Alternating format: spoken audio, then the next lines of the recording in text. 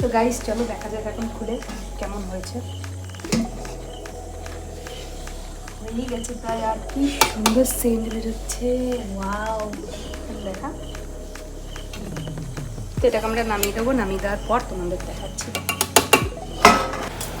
তো এখানে দেখতেই পাচ্ছ এখন আমি তেল গরম করে নিয়েছি, আর তেলের মধ্যে একটা মশলা বানিয়ে নিয়েছি পেঁয়াজ, আদা, রসুন, কাঁচা লঙ্কা দিয়ে, তো সেটাই দেবো। আর এখানে আলু ভেজে রেখেছি, আর এই যে এটা মাটন, তো এটা দিয়ে এখন রান্নাটা শুরু করা যাক। তো দেখো তোমরা।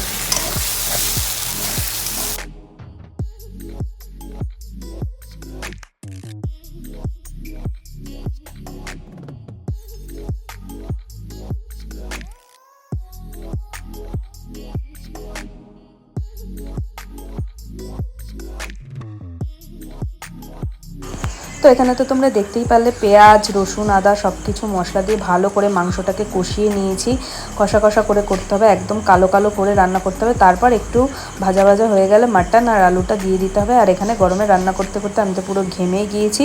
আর এখানে ভাত করে রেখেছি, আর একটু দুধের মধ্যে কেশর ভিজিয়ে রেখেছিলাম, আর একটা দুধে আতর আর একটু হলুদ ভিজিয়ে রেখেছি। আর এখানে মাংসর থেকে একটু তেল নিয়ে নিয়েছিলাম, সেই তেলটাও তুলে রেখেছি। লবণ, বিরিয়ানি মশলা, ঘি, মাটন কষাটা, আর টক দই আর বেরেস্তা, আর সাথে 3টে ডিম নিয়ে নিয়েছিলাম।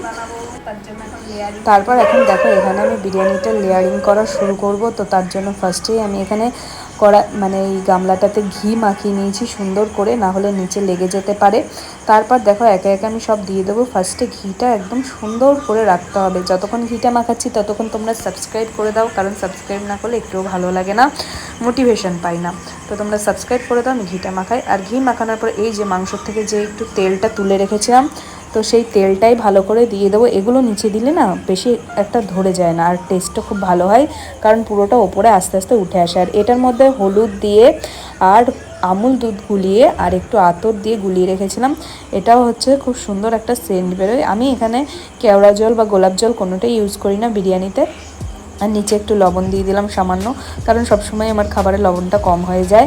তো দেখতেই পাচ্ছ এখন এগুলোকে নিচে দিয়ে দিয়েছি। এর ওপর থেকে আমি অল্প অল্প করে ভাত দিয়ে দেবো। ভাত দিয়ে ফার্স্টে একটা লেয়ারিং করে নেব। তো ভাতটা দেখতেই পাচ্ছ কতটা সুন্দর ঝরঝরে হয়েছে। তো ভাতের মধ্যে গরম মশলা গোটা আর একটু জায়ফল আর জয়িত্রী দিয়ে দিয়েছিলাম, তো সেটা দিয়েই ফুটিয়ে নিয়েছি। লবণ দিইনি, লবণ দিলে আবার ভাতটা বেশি সেদ্ধ হয়ে যায়, তার জন্য আমি লবণ দিইনি। তো দেখো ভাত দিয়ে আমি ফার্স্টেই একটা লেয়ারিং করে নিলাম। আর এই ভাতটার উপরেই এখন দিয়ে দেবো এই হলুদ আর আতর দেওয়া জলটা। এটা হলুদের কোনো কাঁচা গন্ধ বেরোয় না, যেহেতু আমি একটু সামান্য আতর দিয়ে দিই। আতর খুব বেশি দিলে হবে না, 2 ফোঁটা মতন।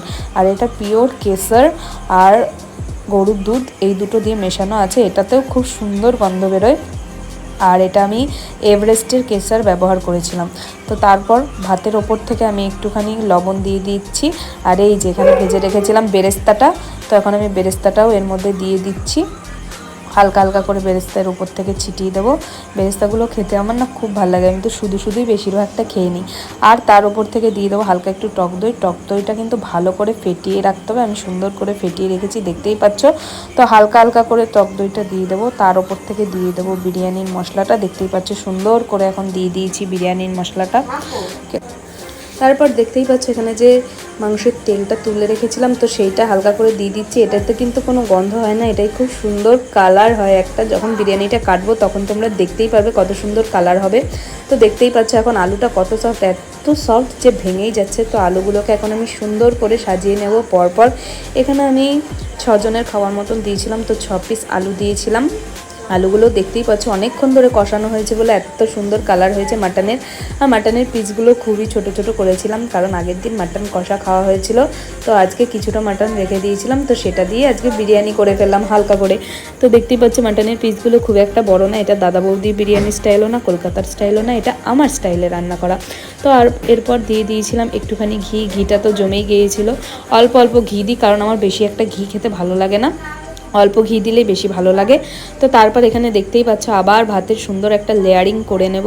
ভালো করে লেয়ারিং করতে হবে যাতে মাংস আলু কিছুই না দেখা যায়, এটাকে সুন্দর করে করতে হবে। আমি কিন্তু বিরিয়ানিটা এমনভাবে বানাই যে আমার নিজেরই খেতে খুব ভালো লাগে। আমি বাইরের এত বিরিয়ানি খেয়েছি, দাদা বৌদির খেয়েছি, আরসালানের খেয়েছি, অনেক রকম বিরিয়ানি খেয়েছি, কিন্তু আমার তো আমারটাই বেশি ভালো লাগে খেতে, কেন জানি না, অন্যরকম একদম স্বাদ হয়। তো তারপর এখানে দেখতেই পাচ্ছ 3টে সেদ্ধ ডিম আমি দিয়ে দিয়েছি। তো 3টে সেদ্ধ ডিম আমরা গোটা গোটা খাবো না, এগুলোকে আমরা হাফ করে খাবো, কারণ হাফ করে খেতে আমার ডিমটা বেশি ভালো লাগে। আর এই কেসার দেখতেই পাচ্ছ, এটা গরুর দুধের, পিওর গরুর দুধের মধ্যে কেসারটাকে গুলিয়েছি, এভারেস্টের কেসার ছিল। এটা দিয়ে পুরো আমুল কুলে যেমন গন্ধ হয় না, ঠিক সেই রকম গন্ধ বেরোচ্ছিলো। আমার তো ফার্স্টে গন্ধটা শুকে খুব ভালো লাগছিলো, কারণ আমি আমুল কুল খেতে খুব ভালোবাসি। তো এটাও সুন্দর করে দিয়ে দিলাম, এটার জন্য একটা আলাদাই সেন্ট হয়। আর এই যে সেই হলুদ আর আতর মিশ্রণটা দিয়ে দিলাম, আর এতে একটু আমুল দুধও মিশিয়েছিলাম। তারপর আবার সেই মাংসের ঝোলটা দিয়ে দেব, ডিমের ওপর দিয়েও সুন্দর করে ঝোলটাকে দিয়ে দিলাম। আর লবণ দিতে একদম ভোলা যাবে না, কারণ লবণ না দিলে ঠিক টেস্ট হবে না এই চালের জন্য। চালের মধ্যে যেহেতু আমি লবণ দিইনি, সেই জন্য। তো দেখতেই পাচ্ছ সুন্দর করে একটু লবণও দিয়ে দিলাম। তার উপর দিয়ে দিয়ে দেবো এই যে সুন্দর করে ভেজে রেখেছিলাম যে বেরেস্তাটার উপর দিয়ে যখন ঘি দেওয়া হয়, তারপর যখন দম দেওয়া হয় না, বেরেস্তাটা এত সুন্দর টেস্ট লাগে, মানে বিরিয়ানিটা আমার বেশিরভাগ বেরেস্তাটার জন্যই বেশি ভালো লাগে খেতে। তো তারপর আবার দেখো দিয়ে দিচ্ছি বিরিয়ানির মশলা। এখানে কিন্তু আমি এভারেস্টের বিরিয়ানি মশলাটাই ইউজ করেছিলাম। তো খুব সুন্দর বিরিয়ানি মশলা। আমি বাড়িতে বানাতে খুব একটা ভালোবাসি না বিরিয়ানির মশলা, বাইরে থেকে কিনে আনতেই বেশি ভালোবাসি। আর এই যে মাংসর কিছুটা গ্রেভি দিয়ে দিলাম। তারপর তো আবার ভাতের এই শেষ লেয়ারটুকু করে নিলাম, এটাই লাস্ট লেয়ার করব। এরপর আর ভাতও নেই, আর ভাতের লেয়ারও করতে পারবো না, কারণ এটাতেই ডেচকিটা পুরো ভরে গিয়েছে, দেখতেই পাচ্ছ। এর ওপর থেকে এখন আমি দিয়ে দেবো বিরিয়ানির মশলাটা, সুন্দর করে দিয়ে দিলাম, কারণ বিরিয়ানির মশলাটার জন্য বিরিয়ানি খুব সুন্দর সেন্ট হয়। যেহেতু আমি গোলাপ জল, কেওড়া জল এইসব কিছুই ব্যবহার করি না, শুধু মিঠা আতরটা দিয়েই ব্যবহার করি। তো তার জন্য অন্যান্য অনেক জিনিস দিই, যাতে হচ্ছে সুন্দর একটা গন্ধ বেরোয়। আর খুব বেশি জিনিসও দিতে হয় না, হাতের কাছে যা থাকে সেগুলো দিয়ে আমি বানিয়ে দিতে পারি। তো তারপর দেখো এই যে বেরেস্তাগুলো সুন্দর করে দিয়ে দিচ্ছি আমি। আর বেরেস্তাটার জন্য তো তোমাদেরকে বললাম দারুণ টেস্ট হয়। তোমরা কিন্তু অবশ্যই আমার ভিডিওটা দেখে সাবস্ক্রাইব করবে, কারণ সাবস্ক্রাইব না করলে একটুও ভালো লাগে না নতুন নতুন রেসিপি আনতে। আর তোমাদের কী কী রিকোয়েস্ট আছে বলো, এরপরেও আরও সুন্দর সুন্দর রেসিপি আমি দিতে থাকবো। তো দেখতেই পাচ্ছ এখন পুরোটা ঝোলটা দিয়ে দিলাম, এই ঝোলটার জন্য কিন্তু খুব সুন্দর একটা কালার হয়। তারপর এখানে দিয়ে দেবো এই যে টক দই কিছুটা বেঁচেছিল, তো সেই টক দইটুকু আমি দিয়ে দিলাম। কোনো কিছুই নষ্ট করা যাবে না গাইস, সব কিছু দিতে হবে সুন্দর করে। আর এই যে বাটিটাও এখন কেচে কুচে আমি দিয়ে দিচ্ছি সুন্দর করে। টক দইটার জন্য কিন্তু আলাদা একটা সুন্দর ফ্লেভার আসে, সেটা বোঝা যায় না, কারণ সব কিছু দম দেওয়ার পর একদম মিশে যায়, তার জন্য বোঝা যায় না, কিন্তু খেতে কিন্তু দারুণ দারুণ দারুণ টেস্ট হয়। তারপর দেখো এখন আমি আবার সেই কেসার ভেজানো দুধটা দিয়ে দেবো। তো দেখতেই পাচ্ছ এটা কত সুন্দর একটা কালার হয়ে গেছে, আর কত সুন্দর শুষে নিচ্ছে ভাতটা এটাকে। আর এটা দম দেওয়ার পর তো আরও টেস্টি হয়ে যাবে, তখন দেখতেই পারবে যখন বিরিয়ানিটা কাটবো কত সুন্দর লাগবে গাইস। আর আমার তো এখনই লোভ লাগছে, জিভে দেখে খেয়েছি দুদিন আগে, এখন ভিডিওটা এডিট করতে করতে আমার খুব লোভ লেগে যাচ্ছে, সত্যি বলছি গাইস। তো দেখো সব কিছু কেচে কুচে একদম পরিষ্কার করে দিয়ে দিচ্ছি, কারণ তোমরাও কিন্তু এইভাবেই দেবে, সব সুন্দর করে পরিষ্কার করে, কোনো কিছুই নষ্ট করা যাবে না, কারণ কোনো কিছুই নষ্ট করতে নেই। তারপর দেখো এখানে দিয়ে দিচ্ছি সেই আমুল দুধ, হলুদ আর আতর ভেজানো দুধটা। তো এটার জন্য কিন্তু এটা আমি মেনলি দিই কালারের জন্য, আর একটু সেন্টও হয় খুব সুন্দর, সেই জন্যই আমি দিয়ে থাকি। তারপর ওপর থেকে একটু হালকা হালকা গ্রেভিটা দিয়ে দেব সুন্দর করে, দেখতেই পাচ্ছ গ্রেভিটাও সুন্দর করে দিয়ে দিলাম। এরপর দিয়ে দিচ্ছি বিরিয়ানির মশলাটা, আর একটু দিয়ে দিলাম, পুরোটাই দিয়ে দিয়েছি।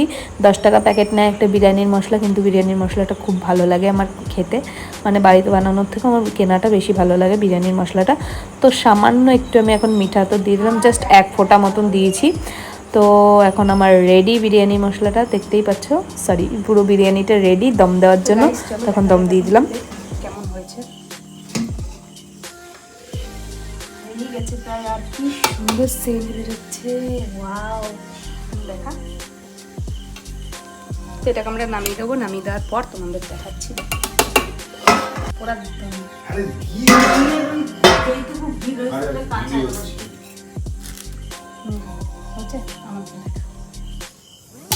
তো গাইস দেখো হয়ে গেছে এখন বিরিয়ানিটা, এবার আমরা এটাকে কাটবো। সেটা তো হেব্বি সুন্দর বেরোচ্ছে গাইস, বিরিয়ানিটা আমাকে দেখাস না।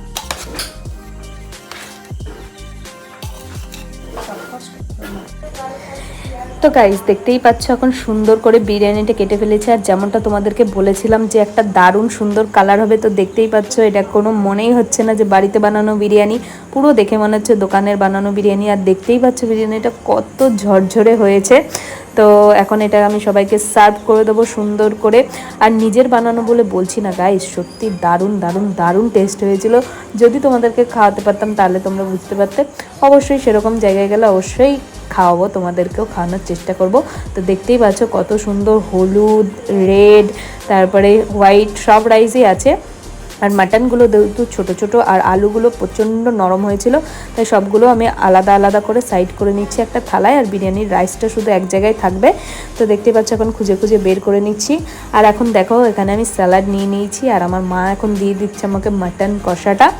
আর মাটন কষাটাও আমি রেখেছি, আর মাটন কষার থেকেই তো দেখতে পেলে বিরিয়ানি বানিয়ে নিয়েছি। আর আমি আমার জন্য এখন বিরিয়ানি এখানে বেড়ে নিচ্ছি, আর সবাইকে দেওয়া হয়ে গেছে। তো দেখতেই পাচ্ছ এটা আমার প্ল্যাটার। তো এখানে স্যালাড আছে, ওই যে হাফ বলেছিলাম হাফ ডিম সেটা আছে, চিকেন কষা আছে, আর এই যে এটা হচ্ছে